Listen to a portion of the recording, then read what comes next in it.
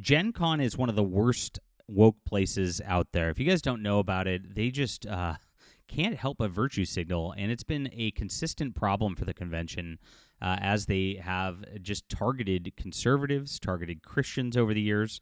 And now, of course, they're back at it again, just using their social media accounts to promote tabletop gamers. Look at this. Gamers. Wow.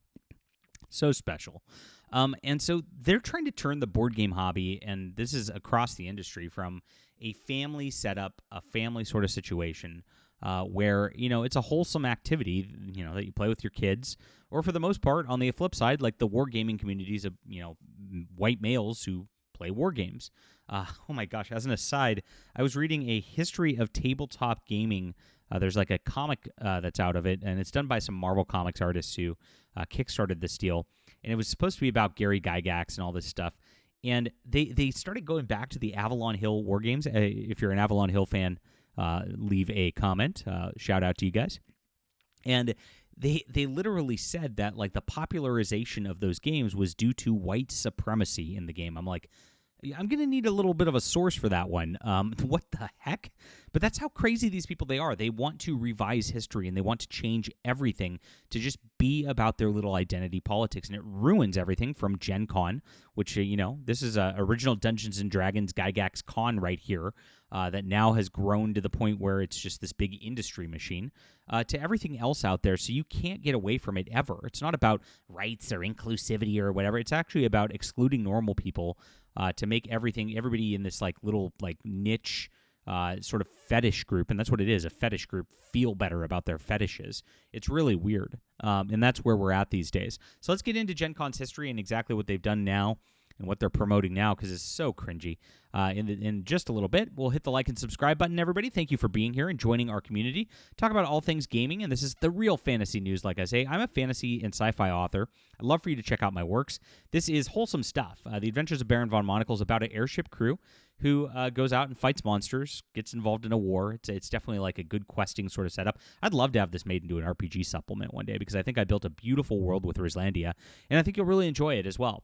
It's good for all ages. Anybody can read it. It's good stuff, and it's in the description below. Available on ebook, print, and audio, and there's a 6-book series if you want to grab the whole thing. It really builds up so nicely, and I appreciate you guys for supporting us and supporting our art as we move along. Eventually, I'm going to start making my own games and stuff, but, one step at a time. So, it's been a couple of months before GenCon, and of course, they're already teaming with Board Game Geek to push disordered identity politics and the LGBTQ agenda, LGBTQ plus agenda, and the plus is for pedophile, instead of focusing on gaming as major conventions circle the drain with their activism. Now, they got ahead of Pride Month, my friends. We're about to get inundated with this crap again. And I don't know why people think it's gone. I mean, we saw that Marathon and Bungie are posting like some weird trans activism thing for Pride Month. It's out there, and it's still going on.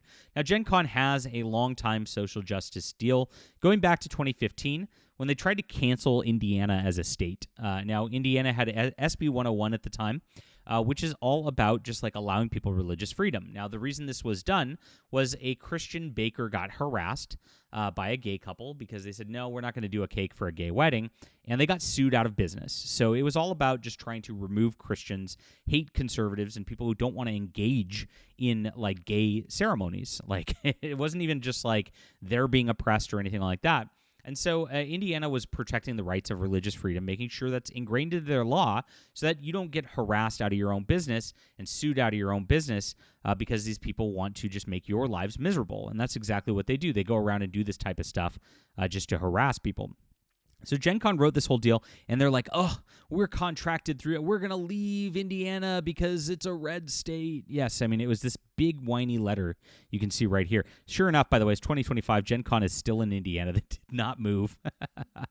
Funny stuff right there. If you have positive or negative experiences with local hospitality during GenCon, we want to hear about it. Well, I've complained. When I complained about all their woke nonsense here, and of course, as a journalist, their banning of just random people out there because they're conservatives, they blocked me. So they did not want to hear about it. They just wanted to hear about things. And this is the big lie. And we see this with the convention that's banning Camelot 331, Cody Dennison. If you guys didn't see my video on that yesterday, it's on the channel. And this convention banned him. He's a NASCAR driver, but he's on the conservative side. And obviously, they call him controversial. And they say that they're being inclusive and diverse, and they're committed to that. And it's like, well, you're literally excluding somebody. I mean, it's quite the opposite of what you're doing, and you're in fact excluding as many people as possible. Like when you do this kind of thing. And so it's a complete lie every time they do this kind of inclusivity crap, too. Remember, GenCon in 2018 also banned the quartering because he was a victim of assault by a mentally ill gaming professional named Matt Loader, who goes by Fantastic Matt. Now, Matt, of course, pretends to be a woman. He's superly mentally ill, and he threw a punch at the quartering. The quartering didn't do anything. He was just there, and so GenCon banned them both. Here it is. This account holder has violated the convention's ethics, conducts, and no harassment policy for targeted online bullying of attendees. Targeted online bullying of attendees. Okay, and was suspended from this. GenCon is committed to safe, harassment-free environment, etc. And so the quartering says, I get banned for being attacked. Sure, Matt Loader suspended too. Big deal. I get punished. Thanks a lot, GenCon. Way to handle this with class.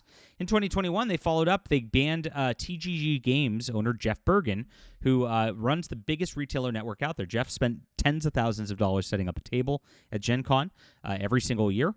And of course, was selling board games, was just a board game guy. But they knew he was a conservative, and he came out with a board game himself. He published one where it had a frog on the rule book.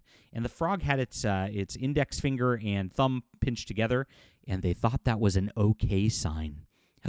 Not an okay sign, because that's literal white supremacy. Well, they tried to cancel him, and this lady from the Dice Tower, one of the worst woke outlets out there in board gaming also, Suzanne Sheldon, really worked hard on him, said she didn't feel safe with him around, etc., and got GenCon to remove him from his own table, even though he'd done nothing wrong.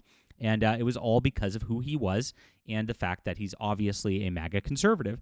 And so they just went for him and did this. And they have a writer's track there, too, for like sci-fi and fantasy writing. They've had crazy stuff going on there. Internet lolcow Patrick S. Tomlinson, who, they always say, oh, we want to ban controversial things. Patrick S. Tomlinson's like literally out of his mind. They have him speak there every year. They have all these nut jobs doing diversity, equity, and inclusion panels that nobody goes to from the sci-fi publishing industry that are just like, wow. And so it's crazy stuff that goes on here. Now, yesterday, here we are, Elizabeth Hargrave's designers who are women and people of marginalized genders. Yes, please clap. Our friend Danielle Reynolds has created a geek list, and I'll tell you what that is in a second, for LGBTQIA plus representation in tabletop games. So this has nothing to do with GenCon or anything like that. This is them pushing that lifestyle on a site called Board Game Geek. Now, Board Game Geek is where a lot of people hang out on board games and the like, and so when you're pushing this right here, you're literally just pushing this deal that you're like, okay, you are trying to push like this weird lifestyle, and that's what your con's about now. And this is your social media pages that you're pushing this. This is on Facebook. They had this up there. And look at this, tabletop gamers, GenCon together. Wow. This is how they're trying to promote their convention in 2025. Rather than just like focusing on games, you get some weird stuff here. This a she, her, pansexual, polyamorous woman. Oh my gosh. Obviously, somebody who's trying to like use, there's words for this. I'm not going to say it on YouTube.com, but you can imagine them yourself. We used to shame them though, because using certain facets to try to garner, professional accomplishments and all that is usually seen as a bad thing by society. Not anymore. It's on your geek list, my friends. There's a lot of she, hers here. Queer, neurodivergent indie fella. Oh, how exciting. Amanda is a demisexual. What's a demisexual? So we've got a pansexual, polyamorous, neurodivergent, demisexual. Look at all the like buzzwords we're racking up right here. He, him, they, them. Oh, that's pretty good. Being pan allows me a unique perspective. Okay, well, nice for that. Queer and autistic. Oh, that's pretty good. NB and fluid in my sexuality. Oh, boy. That's scary right there. Arwen is the host of Cardboard Time podcast. At least this person is actually saying what I'm guessing is that an actual she? I don't know about that. I'm not going to look it up, though. But at least this person's actually saying what they do in board games rather than being like, I'm important because I'm neurodivergent. It's like, this is what they're trying to promote again. And you go down and right now there's 19 people on this list. Oh, boy. There's nothing there except for the picture. I guess a picture is worth 1,000 words. And this is what Gen Con's all about now. It's not about family gaming. I wouldn't bring your kids to this or anything like this at this juncture. Creepy stuff. You never know what's going to be there because there's the plus. And the plus you don't want around your children for sure. Leave a comment down below with what you think about this. Please hit the like and subscribe button. And also check out my steampunk fantasy. You're going to love this, guys. It's in the description below. Thank you so much for reading and supporting alternative arts. We'll be back soon.